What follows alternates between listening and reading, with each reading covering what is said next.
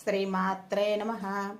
ఈరోజు వీడియో అమావాస్య పౌర్ణమి రోజుల్లో రోగము తిరగబెడుతుందా ఈ వీడియోలో చూద్దామండి. మనము ఇప్పుడు వీడియోలకు వెళ్ళిపోదాము. రోగాలే కాదు పిచ్చి కూడా ముదురుతుంది అంటారు. చంద్రుడు జలకారకుడు.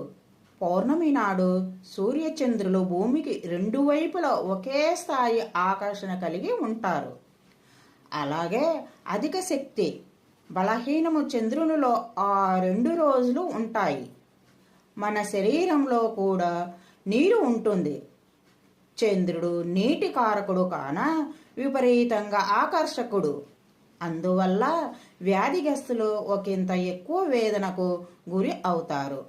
ఈ వీడియోలో మన అమావాస్య పౌర్ణమి రోజుల్లో రోగము తిరగబెడుతుందా చూసాం కదండి. మన నెక్స్ట్ వీడియోలో కలుసుకుందాం.